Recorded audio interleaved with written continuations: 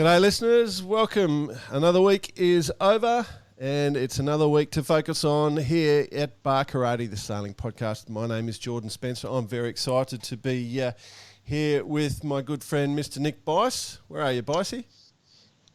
G'day, mate. Just, believe it or not, I'm in Australia. Just clambered off the couch, cracked a coldie and bringing the dulcet tones to those beautiful listeners of ours. Yeah, well, welcome to Australia, except I'm not in Australia, I'm in Singapore. Oh, Singapore. Yeah, don't ask me what the greeting is, mate. I don't do that. I've been roaming around Changi. I feel like a bit of a reminiscence. Roman. You're in Singapore, mate. You're not Roman. Roaming around Singapore. I feel like I'm sort of like right in where all the prisoner of war history and stuff was. There's quite a bit of history just around here. I had a good wander. It was quite interesting. Well, I bet there would be better than being in Hong Kong. Yeah. Lucky we didn't send you there, eh? Yeah. Yeah. Oh, excuse me. Picked up a cold on my travels. What is missing, buddy, is we don't have Mr. BP with us, Brett Perry. He's gone missing. I hear he's on the high seas, strumming a few tunes for some of his watchmates. He may come back with a new song, actually. Yeah, that's a good point. I hadn't thought of that. Yeah. So BP is flashed up to Hammo and he's doing a yacht delivery and he's actually in the middle of the ocean as we speak, delivering, I think, the good ship Zen home, I think it was. Yeah.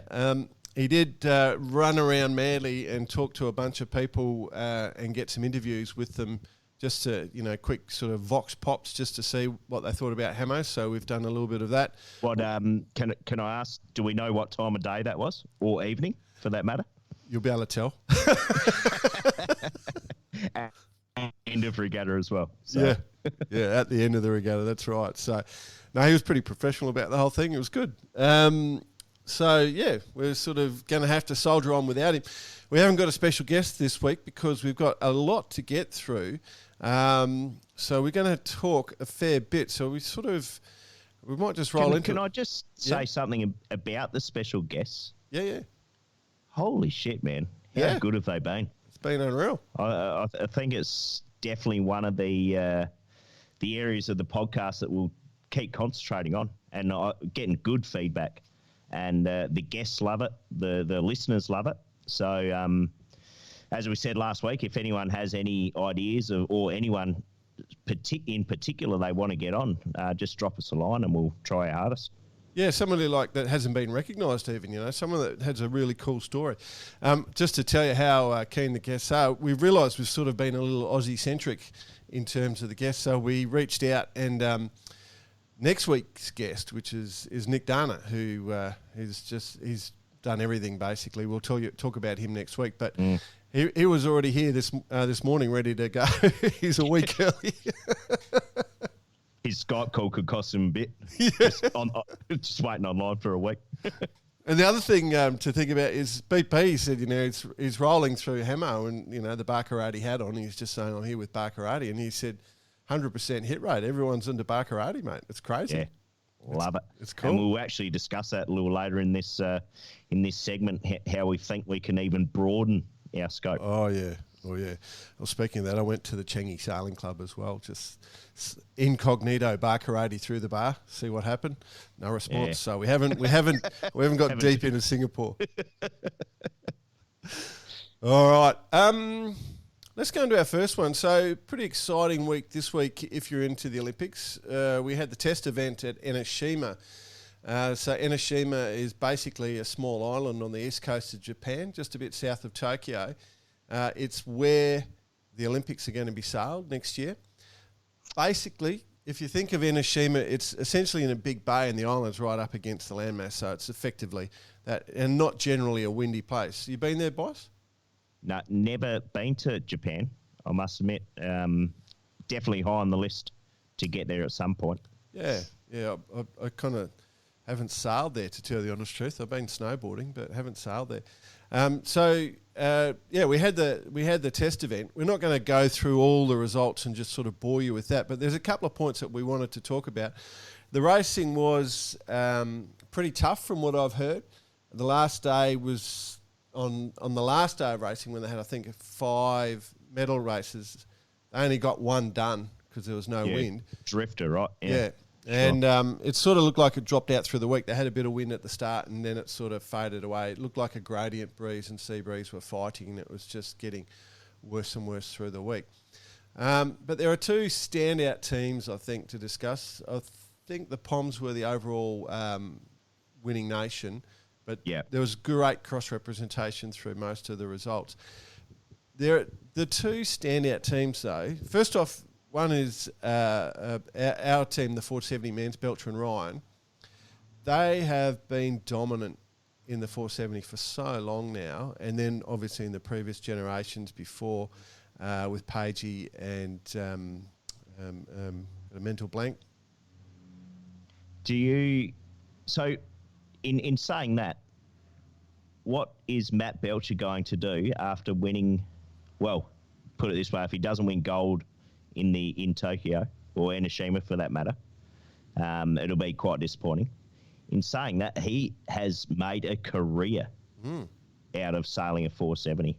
Yeah. And that's where the best sailors come from. So where does he go from here, you think? Like he's climbed the hill. Yeah, I just don't know. He has put a lot into this class and has become dominant. I suspect he'll just go into coaching because a lot of his peers, you know, if you look at Slingsby or Outridge or that, they've rolled into high-income jobs in the America's Cup, but Matt hasn't gone down that path. And so I'm not sure how he's going to play out. I think the family business could be big, but his wife lives overseas, so I'd suspect he's going to stay in Europe and become a coach. That's my gut feel. Yeah, we could ask him. Why don't we get him on? No, we should actually.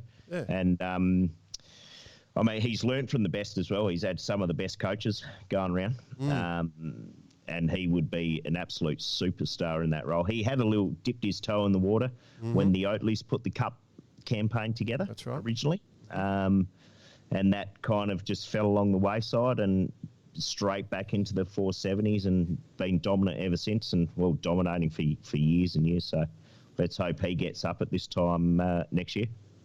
Yeah, so what are we, episode 10 now? We had Alistair Murray on episode 7. You can tell that one because that one's been watched the most. I listened to the most. I think Alistair keeps replaying it. Yeah, on every single device he has. Love you, Alistair. But he was just saying that remember, they reckon they have a little bit in the bank. They're keeping a few secrets, and their domination's been pretty good. So fantastic performance. You have to think that they're going to be a standout team. It is quite incredible how good they are. I just want to say that because we sort of forget about them because they're so consistently good.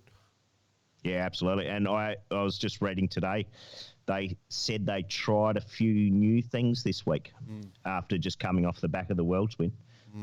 So it'd be interesting if in the back of their mind it was a bit more of an experimental thing. And they came away with the win anyway, so... I think we're just going to have to get them on, have a chat. I think that's just a no-brainer. Another pair of sailors that we want to talk about, and I think we'll get on, and great to see back, not Australian, but Mr. Burling and Mr. Chook have just smashed the 49ers. Absolutely. So good to see. I must admit, in the back of my mind, I thought, how are they going to get back in the 49er after the Volvo? Yeah. And all the noise that's going on with the Cup. Yeah. Or even, I don't even know if they're actually part of the noise or they're kept quite away from it so they can concentrate on this.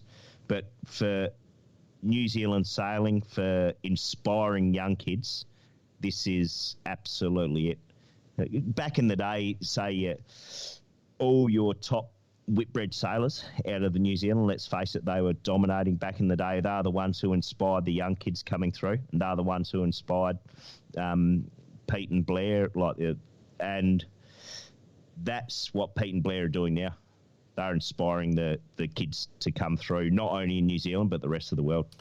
Yeah, that's a good point. It's kind of scary, actually, what you think will come out of New Zealand on the back of that, because you'd have to think that Pete and Blair are probably up there with the most popular sportsmen in New Zealand at the moment. Like that, there'd be obviously the All Blacks, but I can't imagine anybody being less well known than Peter Blair. Definitely household names. Household name. For sure. And such laid-back blokes too. And they're just bloody good blokes too.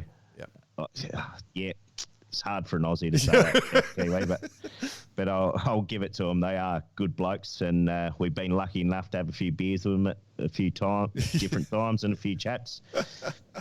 Some chats are a little looser than others, but they are just good blokes. And at the end of the day, as I referred to once before, you know, if you're a bloody good yachty, you're a dickhead. You're still a dickhead, but these blokes aren't. No. They're just legendary. Yeah. They're super nice blokes. So they won, I think, 11 points. They didn't go hard in the medal race. They just covered off on the Polish team of Szubatek and Kolodinsky. Yeah, nailed it. You've been practicing all week, haven't you? So they sailed them back into the fleet. So that ended up meaning the British pair of Dylan Fletcher and Stuart Bithell came through to get the silver, and the Poles. Who straight out the back of cows as well with Sail GP, right? Yeah, exactly. Yeah, So they've gone well. Yeah.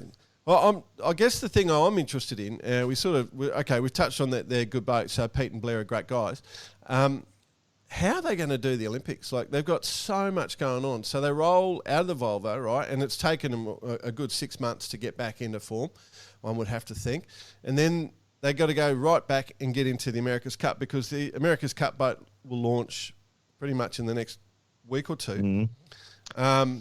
Then they got to do that, then go back in the Olympics. They'll have to obviously spend some time getting ready to come on to bar karate. How are they going to fit it all in, do you reckon? Well, if it was anything like the last edition, pretty much the exact same timing. They were off in Rio doing the Olympics, then they jumped straight in the cup boat. Yeah. And rumour has it, most of their sailing on the cup boat was done on the simulator. Yeah. And the minute they jumped in, so Ray Davies was ordinarily helming the boat, the cup boat prior, and then Pete and Blair were working on the simulator, and basically they jump in the boat ready to go, and that's how good the simulator is. Yeah. So I guess they're going to do it the same, and but the simulator these days is getting better and better. So yeah, I reckon they'll try and replicate it, and they'll just keep the noise to a minimum for those two, and they'll just carry on, and they'll be successful. Well, I'm sure of that. That's the same simulator that we sailed the Super 60 in as part of the design program, correct? Exactly. And what speed was that being sailed at, this offshore boat that we were working on? Yeah, 43 knots. 43 knots. Yeah. Just can you imagine that? So the Super 60 hasn't been built. There's versions of it without all the ideas in, but that was sailed in the simulator at 43 knots, and that's pretty much spot on, that simulator. So just imagine seeing that thing go around the world. Can you imagine sailing it? I'm sure actually when Pete tipped it in, when he did that massive nosedive, or went over the handlebars, yeah, that wasn't on the simulator. All right, okay, let's move on there. So while we're talking Olympics, it was a big announcement through the week with the two-hander announcement from World Sailing. Did you catch that, buddy? Yeah, good. I must admit, maybe I'm a bit more used to the flashy Volvo videos, and it was a bit of a boring type video. In saying that, it was informative, and it told us exactly what was going to happen and how it was going to happen, and it left enough questions unanswered to create enough hype. Yeah. So I didn't mind it, actually, to tell the truth. I like the concept. I really like the concept. The fact that they start a race, they get back, they walk onto a podium, and there's none of this. And it takes sailing to the masses, put it that way. Going to be huge media around it, going to have a lot of cameras, a lot of biometrics, et cetera, et cetera. So it's going to be a cool event. Cool event. Obviously, there's plenty of people out there upset that the fin sort of got bumped on that. This conversation, I think we'll just leave that alone, because we're not going to try and upset anyone here. I'll tell you the details of what's going to happen if you didn't pick up on the announcement. So there's going to be qualification events held on each continent. They'll be in one design boats that are available on that continent. Charter boats will be available. The boats will be equalised. So identical boats equalised. There'll be up to 15 nations qualifying, with at least one from every continent. The equipment for 24 will be decided at the end of 23. That stops nations investing in technology too early to gain an advantage. Identical boats will be supplied in 24. That's going to get expensive. The racing should be about 3 days and 2 nights at sea. It'll start in Marseille, and the course length and direction will be announced close to race day. So to take advantage of the weather and produce the most spectacular sailing, because as Bossy just said, it's going to be on video, 24-hour coverage. You'll be able to watch it on tracking, all the biometrics, as he said, the video. It's just like what we do on the Volvo. We did on the Volvo Ocean Race.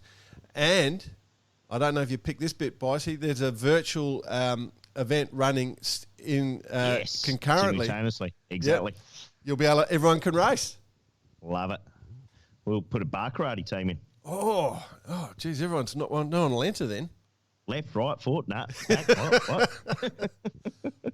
Beer? Okay, we'll go for a beer. We'll talk about it later. Excuse me. So this becomes the longest event in the Olympics now. Think about that. So when do they do the qualifying? They just choose a one design. Yeah. Doesn't matter what it is. And then 9 months before the regatta, they announce which boats it's going to be in. Yep, that's it. Yep. But there'll also be charter boats. Not bad. It's not bad. So if you really think you can do it, get out there and practice on whatever you got and just turn up and have a go. It's as open as it's going to be. I do think it's going to cost a lot of dollars for World Sailing, to put those boats on the line with, especially with all the safety equipment, everything that's going to be needed to be on those boats. That's quite a bit of equipment and stuff to go on there. So I'm intrigued how that's all going. It's a bit of a roll of the dice in the sense of you got to invest in keeping yachting in the Olympics, and I must admit, I think this is maybe it. It's going to cost them a lot of money, but it's going to bring in plenty. Maybe Barkarati needs to put the One Design boats together for them, because let's face it, Bossy, you're the man that put it all together for the Volvo, manage that whole program for them. So probably the best guy in the world right now to put the whole thing together for them. World Sailing might come knocking. Well, my morals have lapsed a little as well, so I'm totally open to bribery. Are you saying the Australian boat will be faster than the New Zealand boat? Is that what you're saying? Like I said, I'm open to bribery. Probably not doing yourself any favour. But yeah, no, well, just World Sailing, if you're listening, then probably give Nick Bice a call, because I think that'll be the quickest and simplest way to get it done. I think. What do you reckon? No, that's a bloody good idea. So I'm just writing a little note now. Email at sailing.com. That's it. Yeti. Cool. All right. While we're staying offshore, our mates Mark and Charlie from, probably Vestas fame. Vestas 11th Alva fame, I was just going to try and say Alva Medica and Vestas.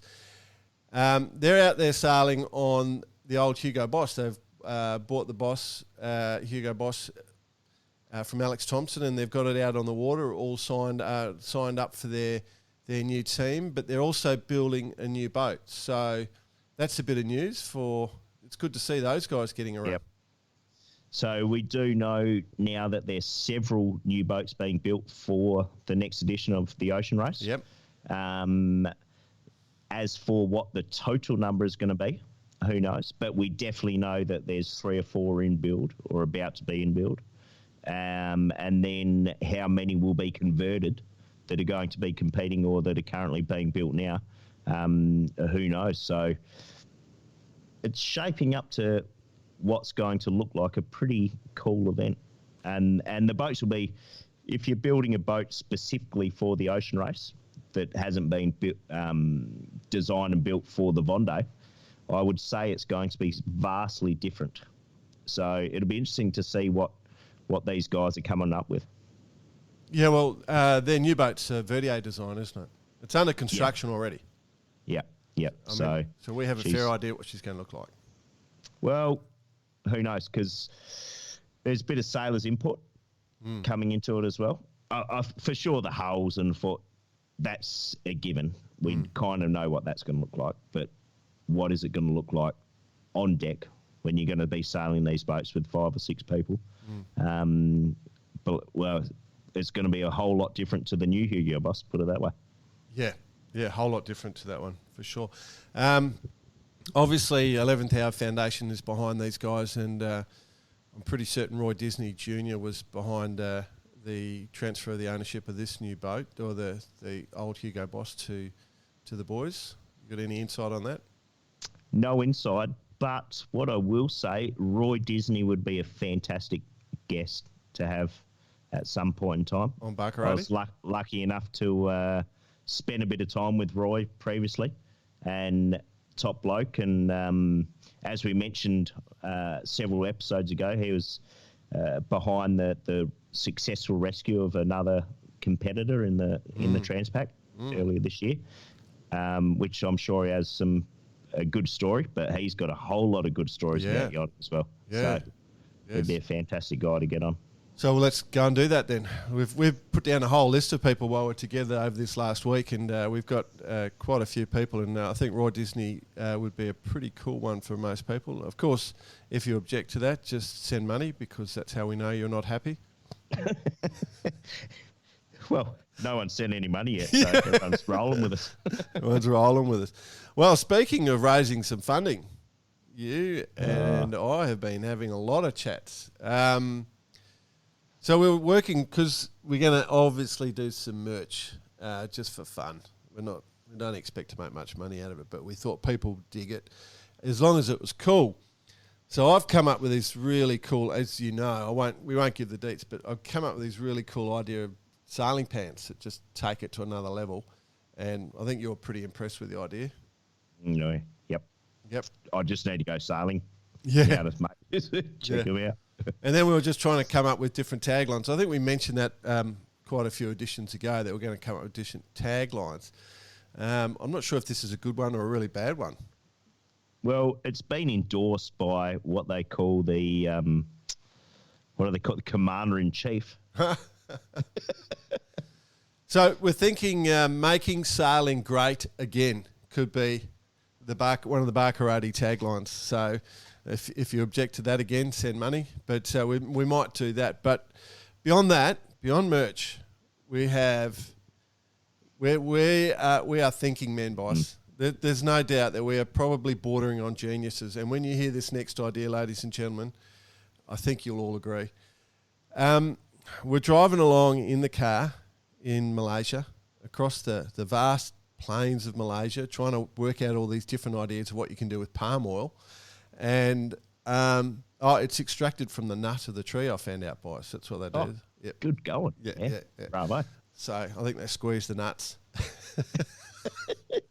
That's how you extract oil normally. Depends on the head temperature. Anyway, we've come up with an idea. And if you're into it, I suggest you talk to your yacht club bar, because we've decided that we're going to create Barcarati beer or Barcarati lager.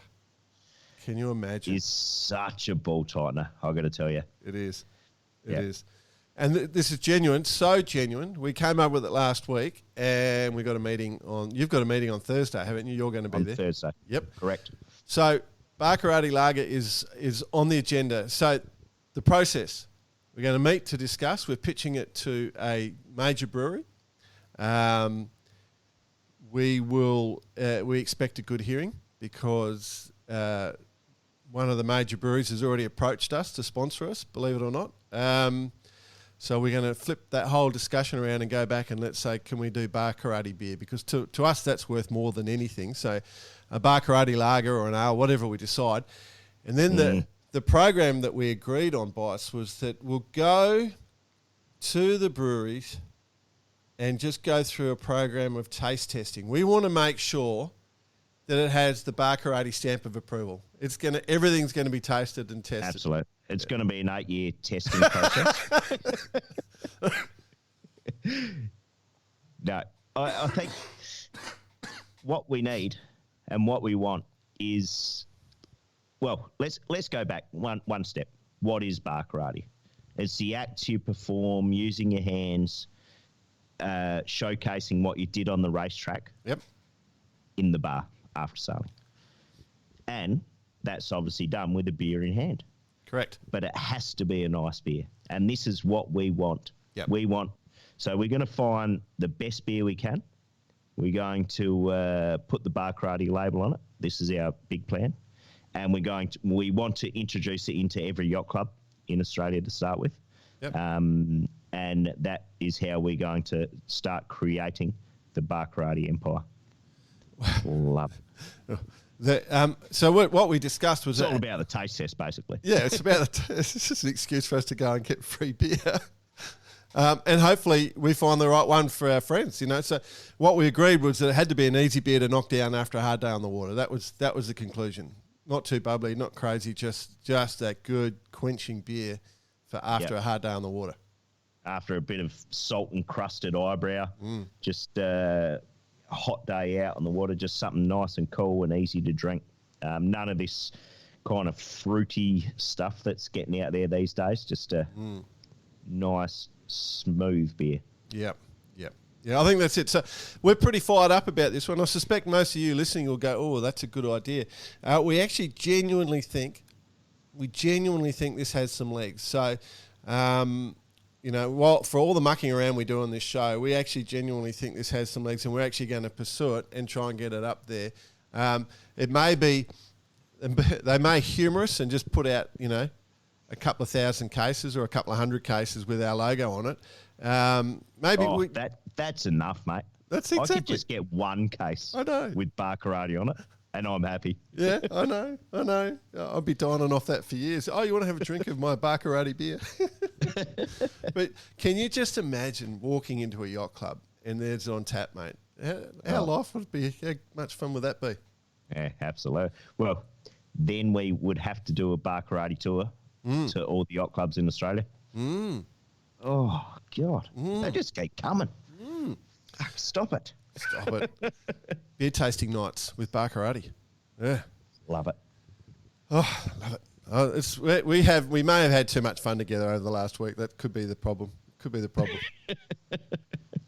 Hey, and speaking of being together and going for a beer, because we did go and have a few quiet beers, Bicey, you have a way with words when inviting a young fella to go off and have a drink. Sort of, you do have a way with the words on and spreading the invitation. And some of the American market, or maybe even the world market, might remember the movie Ted with the little bear and stuff. Where what do they call it? With Mark Wahlberg. Yeah, going for the brewskis. That American term. And they had a little skit there with Mila Kunis as well. Yeah, that's right. Just talking about different names for different beers. Yeah. Now you've got basically how she stuffed it up. But you've got a few classics that you use. You want to run through, mate? Whilst on travel, not the last several months, my whole life actually, you run into some real characters, and these characters have a different way of calling a beer a beer. So it had me thinking which are some of the best. And I'll just run through a few quick ones. How about we go for a few Denzel Frothingtons? Denzel Frothington.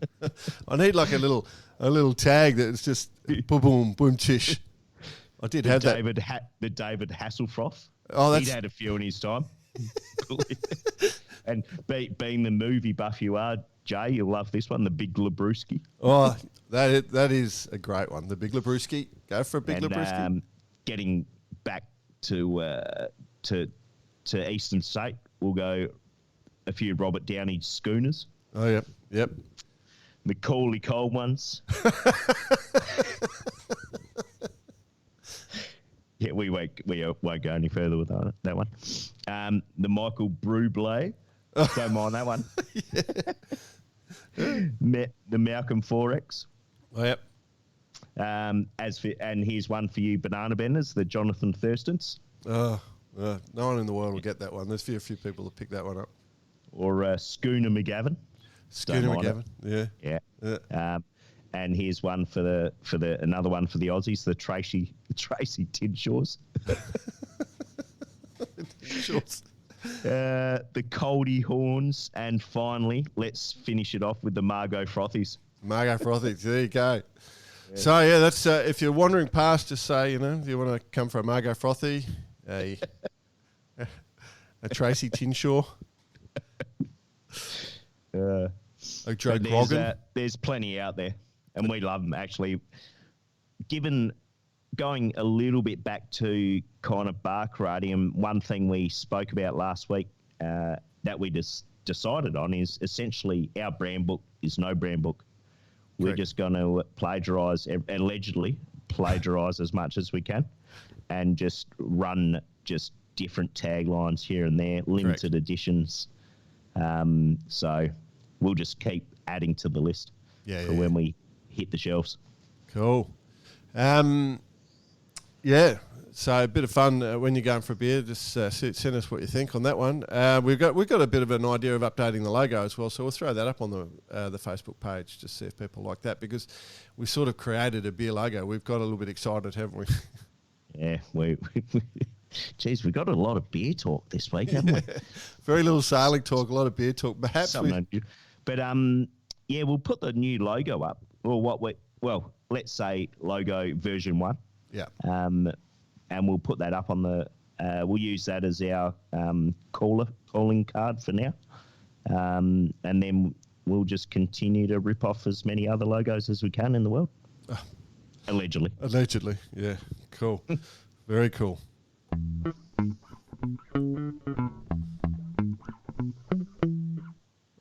Bossy. So we lost BP, as we said. But before he took off, he did have a bit of a roam around Hammo and did a few sort of vox pops for us. Before he even got there, though, he bumped into Zach Quinlan at the Royal Sydney Yacht Squadron.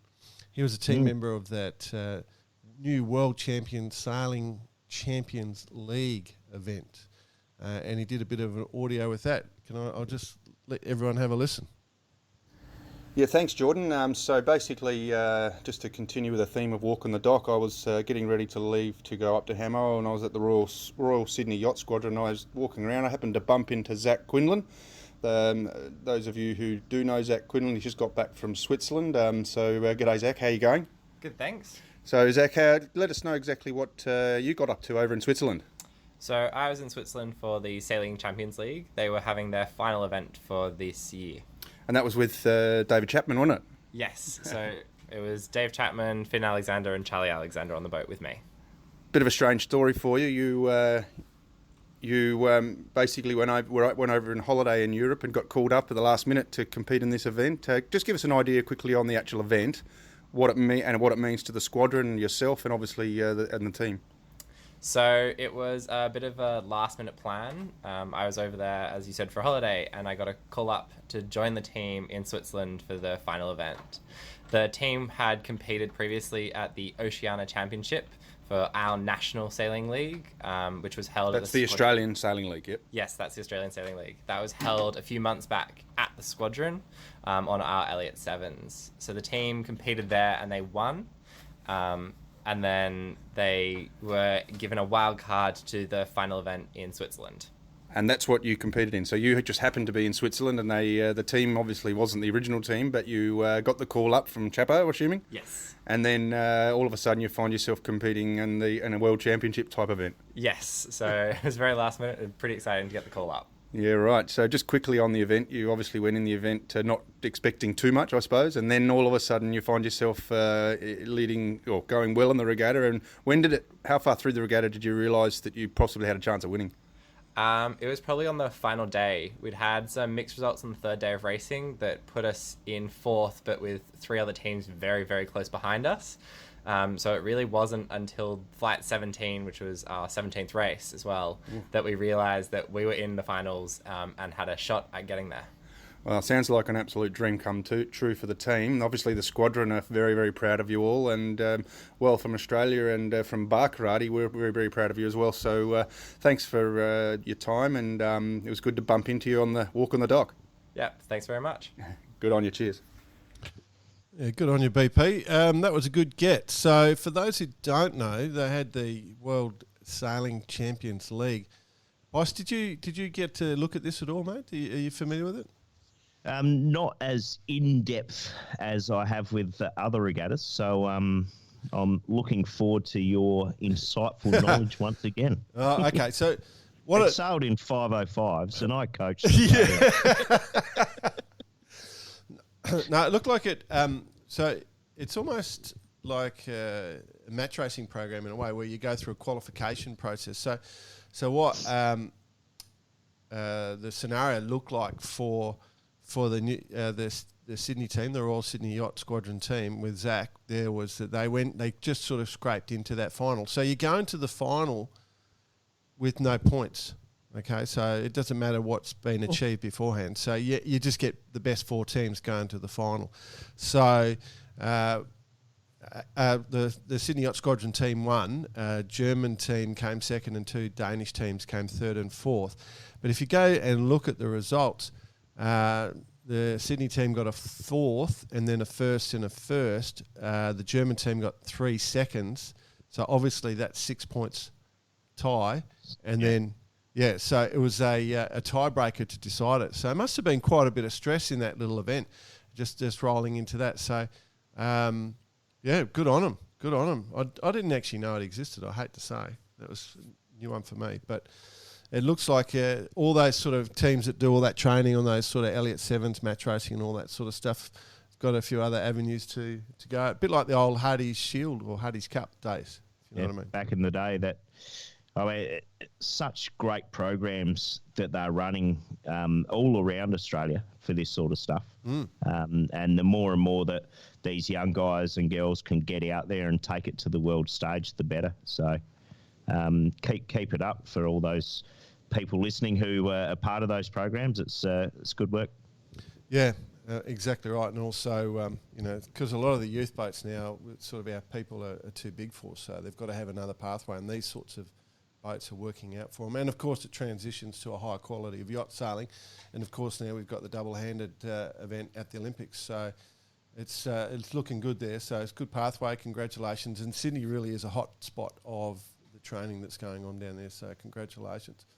Once BP sort of got to Hammo, he just sort of eventually just started wandering down the dock, and the first team he bumped into were the Wild Oats team. Let's have a listen. So walking towards the dock, first person I happen to bump into is the boys and girls from Wild Oats. Paulie McGee with a drill in hand going nuts, Cameron Bailey and Emma Roberts. You can hear the drill in the background. So this is real deal. This is what it's all about when you get to Hammo. The regatta has ended and they're still working. I'm not going to ask you what you're doing, Paulie. How was your week, mate? Good week. We had a good week. We think we got second. We secured second.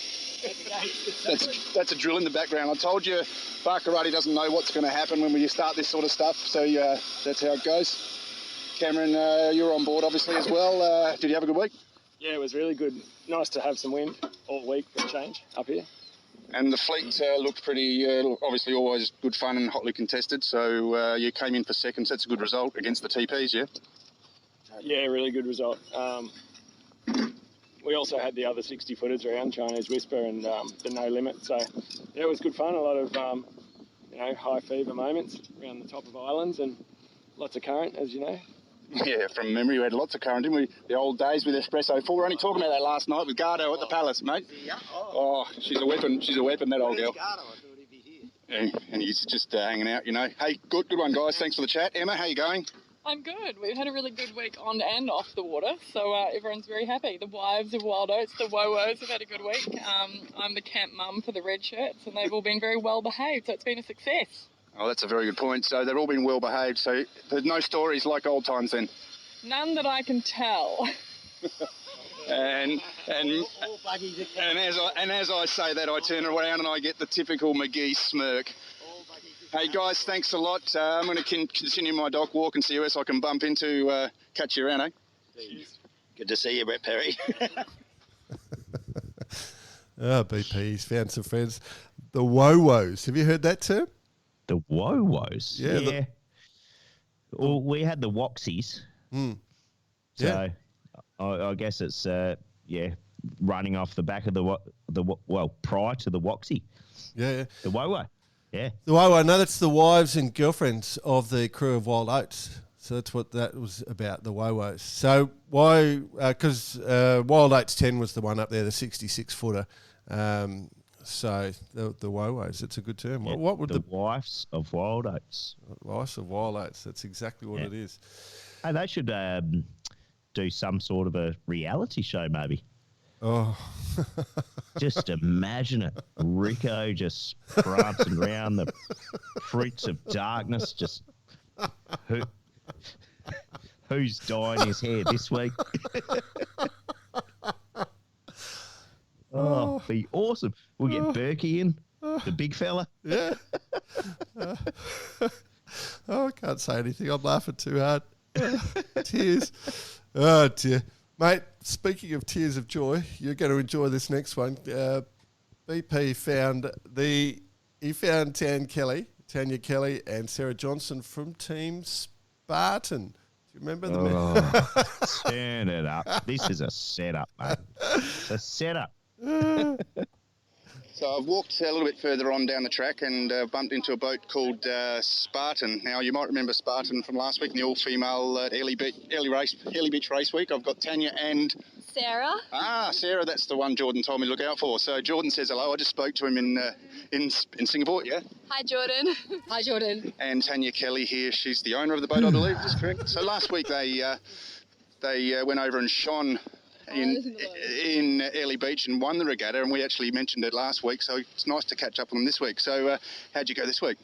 Not quite as well this week. I think we took a knife to a gunfight in the IRC Div 3. Learned a lot, but didn't come away with any great podium finishes. Yeah, but you had a great time. Hammo's always fun, eh? Yeah, had a great time. Learned a lot more about the boat and sailing in upwind in chop. We think we've kind of got it nailed a bit now, but it took us a long time to learn it. Now, Sarah, it's believed that Jordan was your coach. Am I correct in saying that he is as brilliant as he thinks he is, or have you got some other sort of words you can say? No, he's a pretty good coach. Yeah, he's a good coach. Good Right. answer. Very diplomatic answer, yeah. So did you enjoy your week this week?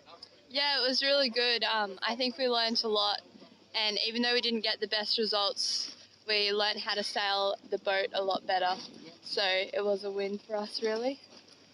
Yeah, awesome. Hey, thanks for your time, guys. I'm sure Jordan will love to hear from you. So I send this to him now, and he'll be pretty happy to hear from you. So well done. Thanks, Jordan. Thanks, Jordan. Oh, isn't that lovely, Jordan? You're a legend. See ya. Mate, this obviously wasn't on the group WhatsApp, this one. It was. You didn't listen. No. Just go and find this boat. Speak to this girl. Oh, yeah. There we go. BP rang me and he said when I was literally in customs crossing the border into Singapore, and he's ringing me on the phone. He's going, "What was the name of that boat with the all women crew?" And I said, "Oh, Team Spartan." I said, yeah. Well, I'm standing right next to it. Who should I talk to there? And I said, "Oh, Tanya's the owner, and probably Sarah. She's a fantastic young lass coming up." And so that was the extent of the conversation. But I did notice that the words "brilliant" and "legend" were used. No, in all fairness, I was standing alongside you in our beautiful resort on the east coast of Malaysia when I guess it was Sarah who actually gave you a call. Yeah. Just for a few little tips. Yeah. And I'm surprised they actually didn't win after those tips you gave. Hey, no, they're stepping up. I guess it's I just love what's going on. They're sort of sailing out of Malula Bay Yacht Club, and I don't know what other yacht clubs are getting at the moment, but the Malula Bay Yacht Club, because of people like Tanya, and there's a few others like Danielle, there's a few women in that club that are really putting the effort in, and I'm seeing the same in Dubai from friends I'm seeing, and women are really coming hard into this sport at the moment and really determined to do well. And I love it, mate. I just think it's fantastic. I actually heard at the World Yacht Forum a couple of years ago in the US, the biggest demographic joining yachting is women aged from 28 to 34. Yeah. That is cool. It is very cool. Very good. Yeah. I think more power to them. I think, we were part of something with the Volvo that really encouraged it, and I love it. I just love it. I'm so happy to see it. And I think it's better for our sport. Just so much better for our sport, and hopefully they like bar karate lager, just like everyone else. What's not to like? What's not to like? Oh, dear. So I think he went from my little team of friends there with Tan and Sarah, and he trundled off down the dock and he found the team from Hooligan who were Division 1 winners. So let's have a listen to that. So on my walks and my sojourns and the dock walk, I've managed to bump into Division 1 winners, Hooligan. We've got some famous names here, and they all know the mighty Bicey and Jordan Spencer, so let's have a bit of a laugh and see what we can come up with. Will, thanks for having a chat. How was your week? Yeah, we had a good week and a nice follow-up to Airlie Beach, which we managed to win as well. So, great team and good boat. That's 10 points if you guessed that. That's Will Oxley, by the way, so I forgot to say his last name. Ben Lamb, you're next to me as well. How was your week? You said it was pretty intense racing. Yeah, it was awesome. We got pushed the whole way. Pretty volatile conditions up here, as everyone knows. But yeah, it was proper sending. We were low hooks plenty of times, scraping across the rocks, just doing whatever we had to do to kind of win. And even today, we had it wrapped up, and we went out with the mentality of being conservative. But at the first possible instant, that went out at the 5-minute gun, and we just went balls to the wall all day and got another win, so I was pretty happy. That's always the way when the gun goes. Hang on a second, who we got here? Sammy Hunt, how are you, boy? Hello, BP. How you going, mate? I'm just walking the dock, can't sail, but I can definitely come and be a part of it. How are you, man? Good one. Yeah, no, it's good. Been very privileged to be a part of the Hooligan sailing team this week and take out the win. It's good. And privileged to also be on bar karate? Of course. Those without saying. Yeah, cool, no worries. And another person I got over here who says he's a bit dusty to talk. See if I can get him. Robbie Greenow, how you going, buddy? Good, mate. Is that it? That's it, mate. Righto. Okay, well, I'll leave it at that. Seems like he's having a good time. So, there we go, as I tip over a coffee cup. Hey, thanks, guys, for your time, and well done on the week. I'm sure everyone's really happy, and I loved your lime sperm suits you put on yesterday. So, that was a highlight. Are you going to actually let's run through that? What exactly is that all about? We're not even sure what it's about, to be honest, but it's definitely hooligan green, and we all look like a bunch of clowns, which is basically what we are. So, I don't know, fingers crossed. I want to wear it all to the prize giving tonight, so I need to get everyone on board with that. It was clearly alien hooligans. They were clearly alien hooligans. Right. Yeah, right. Well, I was sitting in the palace last night with Gardo, and we were talking about nuclear sperm. I don't know what that was difference was there. There was a lot of complaints amongst the women that it was clearly too cold. Very funny. That's what we thought. It's a cold part of Hamilton Island up here. They've got to give us a break. Hey, guys, thanks a lot. Catch up with you later. Yeah, see ya. Thanks. Nice one. The only cold day in Hammo in August for the last 98 years. Oh, boss, I won't tell you. So, of all the interviews for BP to forget to turn the recording off was that one. And so the conversation continued past there, and I've had to switch it off, just so you know. I couldn't play anymore. Fair enough. That was the end of the interview, and then it just went into real chat. So I thought, I'll just cut that right there. But good of the guys to chat. And Div 1 winners, so well-sailed boat, that one. And they did look quite good in those little sperm suits, as they said. So quite cool. They always perform well, the hooligan. Yeah. Very well-prepared boat, and obviously a very... shit-hot crew. In saying that, quite an absentee, of course, was Matt Allen and Ichiban. Yeah. Who I guess would have pushed the hooligan. Yeah. And they're just waiting for their new rig. So I've just since found out since they dropped their rig in the Brisbane Gladstone, they've been sailing around with their offshore rig that Matt puts in for the Hobart. So he doesn't have his inshore rig yet, hence why they didn't go to Hammo. So that's where that sits. That'd be a Southern Spars rig you'd be putting in there, knowing the TP fleet. And they're pretty busy at old Southern Spars right at the moment. So I guess definitely doing everything they can to accommodate Matt. But I'd say there's a fair backlog. So I'm sure it's coming. We should probably get Robbie Greenhill on for a bit of a chat too. He'd be a great guest. He would be a great guest. We might have to have a bit more of a candid chat because there's probably a few stories that that we've both been associated with that we would not care to divulge. Oh, dear. Yeah. Plus, he might meet the height requirements too. All right, so then we've just got a couple left. I think BP did a few more, but the sound quality started to break up a little bit. But I'll try two of them we can go with. One, of course, is he bumped into Richard Grimes. So we discussed his two kids, Tom and Jessica, last week became junior world match racing champions. And BP just hit him up on the dock and said, how does it feel? So as my walk continues, I'm at No Limit, which is, I believe, a Rykel Pew 62 or 63 or something like that. And I've bumped into a bloke who actually featured on last week's show, the father of one Tom Grimes. Richard Grimes, how are you? Yeah, that's father of Tom and Jessica Grimes. Actually, Jessica is the oldest by 2 hours. And for those who were listening last week, they are the current youth world match racing champions. How proud are you? Oh, very happy for their result. They've worked pretty hard over the last few years and had quite a few challenges, a lot of changes to the team, BP. But, yeah, if you have a look at the photos from Russia, you know, the things that are sort of non-official, you can see that they're just having an absolute ball out there, mate, having a ball. Yeah, and so and you're very proud, and we're proud too as Australians and fellow sailors. I actually had a privilege of spending some time with Tom at the CYC, where he humbly works his way as a barman. Oh, actually, he's been promoted to Sellerman now. They give him the keys to the club. Oh, shit, look out, club, here comes the Grimes. 7 a.m., 6, 7 a.m, he's in there rolling barrels of beer around into the cellar and spiking them and stocking back the bar up full of rum and all that sort of stuff. So, yeah, he's been given a good job of responsibility there at the club and enjoys the time.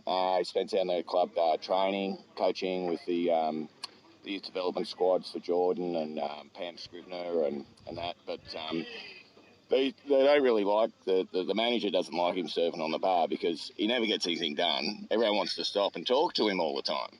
Well, now it's going to be even worse. He's the world champion. Yeah. Well, second-time world champion, actually. Second time, yeah, there you go. They had a kind of a win over in Cherbourg this time last year, so on the J80s for the University of New South Wales in the Universiade games. Yeah, so had some hot competition there. It was pretty much the same team. Jess, Tom, Harry wasn't there, James wasn't there, but yeah, it was two of them out of 5. Hey, enough of them. What about you? Hey, Hamilton Island, what is this, your 43rd or what is it? No, I never got to come up here, mate, because I was defending the borders for so many years. You know, you just can't come up here, get on the cans, chase women and tell lies all the time. And keep it clean. Okay, so sailing on No Limit, a new boat for David Goetz. Did he enjoy it? Did everyone have fun? Oh, yeah, look, the boat needed to come here and race against some good competition. It's been 5 years since Barney, has been on the boat. You know, back in his house, you know, he keeps his wet notes on the back of cigarette packets, you know. So there was no rig tuning this regatta. No. There was no rig tuning. We checked the pressure for the first time this morning. We've got no runner settings. We don't know where the forward stay length is. But, you know, there was a lot of improvement for the boat and there's some good go forward for it. So, yeah, it was a necessary regatta, mate. Yeah, good. All sounds really positive for you. So, no doubt Hobart's in the wings for you blokes. That's the goal, mate. It's in the gun side. We'll do a couple of the events to line up against the competition once we make some changes. So I can sort of say unofficially that, you know, there are going to be some, you know, look at some rating improvements, talking to Rykel Pew and see if we can't get squeeze a little bit out of the old girl. But yeah, no more on that, mate. It's quite confidential, as Speezy would say. Who is the only person I know who you go into a revolving door in front of and come out behind? Hey, that is Speed. Very, very true. Anyway, I love it. You're only on global media at the moment, telling everyone about the changes. So I'm looking forward to them. I'm looking forward to seeing the boat going, and maybe even one day we'll go a little sail with you. How about that sound? Absolutely, BP. You're welcome anytime, mate. Very nice. Righto, Grimesy, thanks a lot for your time and thanks very much for sharing your things with your kids. See you later. Barkarati, high five. Good work, BP. Anything you want to take out of that little conversation, boss? Well, it sounds like he's recording out of a half-empty 4X can. Yeah. No, bloody good job. And it's quite bringing a smile to my face to hear a few little isms there, talking about Barney, for example. Yeah. Keeping his wet notes on the back of a cigarette packet. One of the greatest, the Barnyard. Love him. Cool. And as for young Grimesy looking after the cellar, well, look out, club. Here comes BP. Yeah. Yeah. Well, I mean, and of course, your autobiography is going to be called Memoirs of a Glassy. So Memoirs of the Glass Boy, exactly. You'd have fair recollection of rolling barrels around at 7 a.m. No, I just used to roll in at about 5 on a Friday night and pick up my money at about midnight and about 18 phone numbers. Yeah. That's good. And university games, world champ. Geez, uni games have changed since my days at university. We never made it. You're still banned, mate. I was banned for life from university games. That is a claim. And the funniest thing on that one, Bice, is I got into the microphone stuff pretty early on and had a lot of luck and seemed to go pretty well with it. And the organisers had university games in Adelaide when I was living there one day a few years later, and they were told to contact me to host the opening ceremony. And they rang me up and I said, "Are you sure? You realise you've banned me for life?" And they never came back. Yeah, don't worry, I'll be wearing clothes this time. Keep that secret. Keep secrets, mate. People, I need to be respected. Okay, last one, I think. If I said the name Wade Morgan, what would you say? Bubsy. So Wade Morgan, team member of Team Hollywood, winner of Div 2, was our last catch for the night, as you can tell by where it was recorded. So I've made my way into the bar, and as inevitably it is the way, you bump into a bunch of people. And one guy I'm going to go and get, and sorry for the noise, but ladies and gentlemen, welcome to Bar Karate, the Bubs. Hello, son. How are you, mate? Mate, how was your week? Winners, I hear again. Unreal, didn't lose a race, mate. You realise you're on Bar Karate, don't you? Yeah, of course I am. Shouldn't it about being a wanker? So I'll do. We're going to see one. That's it, mate. Have you got 2 seconds? You want to have a chat? Absolutely. Let's do it. All right, mate. So how was your week, mate? Mate, unbelievable. Such a good race. It was in good form. We had obviously a successful week, but more than that, it was good breeze, which is... We've been unlucky the last few years. There's not a lot of breeze in Hammo, but this year was awesome. Race committee did a great job. Good courses. Happy days. Yeah, good. And Racing Ray, he's a happy man. Oh, absolutely. Yeah, absolutely. He loves that little boat. It was good today going downwind at the same speed as the 52s and the 60s for the most part, so he likes beating up on the big guys. For those who don't know, the boat is a Boateen 40, a fast 40 genre, and one of the ones we've been talking about on Bar Karate for the last few weeks. So Bubs is Wade Morgan, for those who don't know, the big man. He has had a lot to do with the input of the boat, and so performance-wise, you happy? Yeah, absolutely. We've found some big gains this week. You know, IRC now basically it's a compulsory to run rake if you've got a headstay ram, so moved our pump on deck, and we've had a big learning curve between Airlie and Hammo, trying to make sure that we're going through the range. It's a whole new restart with rig settings, etc., and a couple of new sails this week as well, which have certainly helped. And through the modes, right through the wind ranges, now we're feeling comfortable and certainly competitive all round. So yeah, we're wrapped, mate. And the bottom 40 and the whole show, it's all working well. So we're happy. Yeah, awesome. All right, great words. Hey, thanks for catching up. I'm sorry to take you by surprise like that, but that's Bar Karate. We don't know what the bloody hell we're doing either. No drama. Anytime, Brett. So tell me, why did BP go to Hammo? He's meant to be delivering a boat back, right? That's right. He's supposed to step straight on and go. Do you reckon he made it? I don't know. Well, my phone's been ringing, but I haven't answered it. Oh, dear. Good on him, though. He did a good job, BP. No, good. He's the, Brian Taylor from AFL, just in the rooms afterwards. Yeah. Loving it. Loving it. Cool.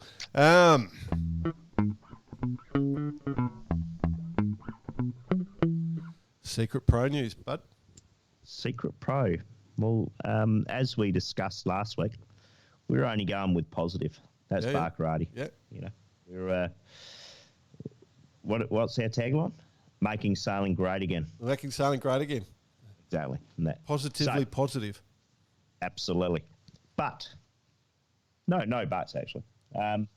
We've had some spies out on the Solent the last couple of weeks since the Sail GP event. Yes. And word has it there's a Hollywood blockbuster being filmed whilst using one of the Sail GP boats for the USA team. And it cannot be confirmed, but Rome Kirby... Or denied.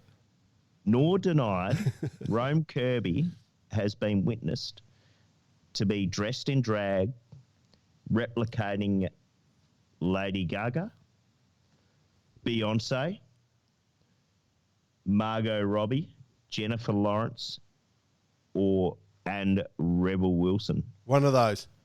Well, it's a big hit apparently. Right. It's a big hit. So who knows what's going to come out of this little fella. Rome Kirby, stunt double for Rebel Wilson. That's going to stick. Well, Rome would be funnier. Yeah. We should get him on one day and have a chat. Be good actually. But they've been filming a big blockbuster. Well, let's look forward to seeing that. USA Sail GP team. I'm not entirely sure how it's going to, or what it is, or what's going to pan out. But who cares? Sounds we're watching. Pretty good. Yep, we're watching. A couple of little ones I picked up during the week. There is going to be a little bit of a shake-up in the technical sailing gear area.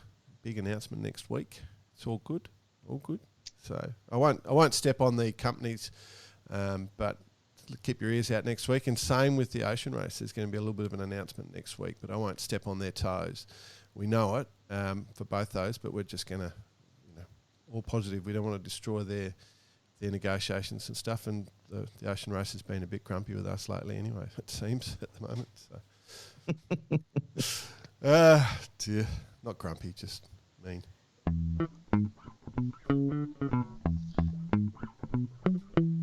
We'll do a quick run through on some results here, mate. Not too much on the results, more on the race. So let's just quickly... I really want to talk about Hamilton Island Race Week. We've all been up there and spent some time on that island. What's she like? Is it like the fantasy that everyone imagines? Imagine you're from overseas, you're listening to the Barkarati podcast, you've heard about Hammo Race Week. What's it like? She's a glamour, isn't she? Absolute glamour.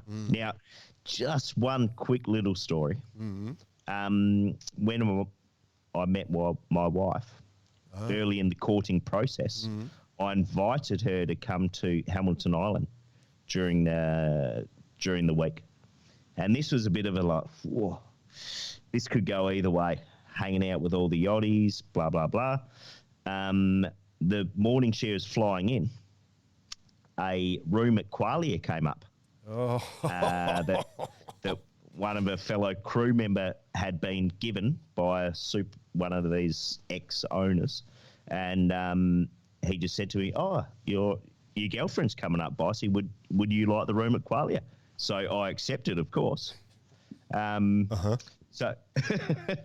So basically flown in, golf cart to Qualia, superstar resort.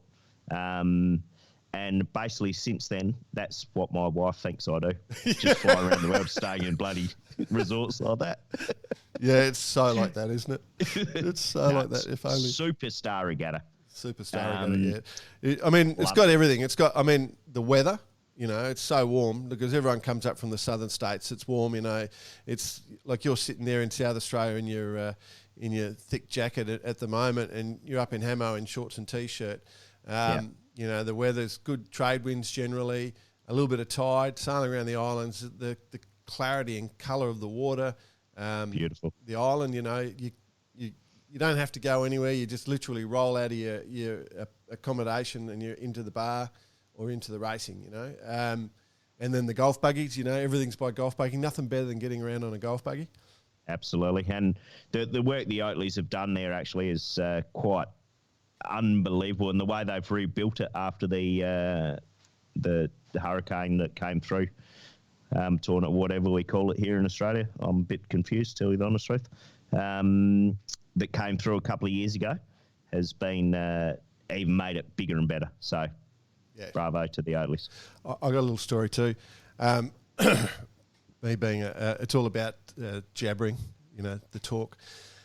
we were sailing. I was sailing with a couple of blokes in a one design class, and we were racing Berkey, who runs the island. He's the CEO of the island there. So we were against Berkey, and it was him and us going hard at each other. And so we're in the Glamour. We're on the Glamour dock, like premium spot because Berkey's there, so he gets the boats all lined up in that. But you can't get down there with your cart, because that's where all the VIPs hang out. And so I'm driving my little golf cart with my buddies on the back of the car, and I get to the fenced-off area, and it's about another 800 metres to go to park before you can get there. And the lass on the gate, she looks at me and says, "Oh, you can't come in?" And I said, "Of course I can come in. I'm Bob Oatley." And she's just gone, "Oh, I'm so sorry, Mr. Oatley," and slid the gate open. And I've driven straight past, cackling my head off, laughing, and bumped into Berkey as soon as I got there and told him, and he's just going, "Oh, my God." Thought you were going to say, "Don't you know who I am? I'm Jim Courier." People won't understand that if they haven't met me. Let's just say I nearly did get onto the centre court to do an on-court interview in the Portugal Open because they thought I was Jim Courier. I tried it on in the VIP box. Righto, so a great day, a great event of racing. Pretty good. Sort of started out with light winds, then the trade winds kicked in, so we had some great racing. The interesting stuff, obviously, we mentioned some of the winners there going through. Did notice in the multi-holes, an Extreme 41, but there was one of those new foiling trimarans. You remember our mates from Dino? TF10. Yeah. Right. Yeah. That would have been fun. That's cool. Yeah, I would have loved to have seen that. That would have been pretty cool. And the new HH42 was there as well, got second in Div 2. What else do we want to catch? Oh, not much else. We mentioned the Champions League up ahead. The Bridge to Bridge happened in San Francisco, where you just nail that and head down from Golden Gate. It's basically no rules, right? You just send it in anything you've got. That's it. And down to, I don't even know how to pronounce it, Yerba Buena Island, at the foot of the Bay Bridge. So if you know your Golden Gate Bridge and your Bay Bridge, so what's that, probably 12 Ks in distance, 10, 11, 12 Ks in distance. Sort of, if you know the distance from Golden Gate to Alcatraz, then it's that sort of same distance again onto the Bay Bridge. 9 minutes, 32 seconds to get. What? Yeah, that was the winning time. First was 9:32, second was 9:33. So that was good. Oh, bullshit. Yeah. So what? Foiling kiteboarder, I think. Foiling kite. Yeah, I'm pretty sure. So. Holy shit. That's a new record, I believe. I thought it was around 10.5 minutes was the record. Cause, remember back late 80s, the old Team 30s? Yeah. Those big, massive 18-foot skiff things? Yeah. With about 10 people on the water. That's what they were basically competing in, right? The bridge to bridge. Yeah. That was one of their big events. Yeah, and the 18-foot skiffs did it for a while, and then the Moss and the kiteboards used to race all the time, and now the kiteboards have gone to foiling, so they're smoking down there. That's an incredible amount of time to get down that far. It takes a lot longer when you're slogging it out in a dinghy back upwind after a whole day of sailing. The ultimate downwinder. Awesome. I remember, never forget watching, having raced all day, 25, 30 knots, and then had to sail all the way from Richmond back up to St Francis, freezing cold, and then watching Hasso Plattner's support boat come and pick him up off his dinghy and take him off, and put the delivery crew on. Delivery crew. That was heartbreaking. Maybe I was working for him at that time. I'm amazed I didn't get the gig. Yeah, could be. Dear. There's plenty of other stuff going on, but I think we've sort of chewed up a lot of time here, Bossy, so we might just drop onto Around the Grounds unless there's something you want to sort of report on. Nah, all good from my side. So starting tonight, or today, if you're in the UK, of course, the A-Class Worlds in Weymouth, so right where Paul Larson's living, and we had him on the show a couple of episodes ago and talking about doing the A-Class. That'll be interesting, because remember it was just about all the America's Cup teams there for a few years with the America's Cup boats and the foiling element.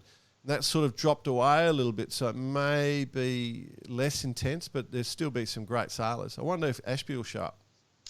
Yeah, it'd be interesting. We'll keep a close eye on that, and because it's always interesting to see what way a class like that goes and what development goes into it, because I know it's quite open in that regard. So. Yeah, they resisted the falling as much as they could, but it's sort of broken out now.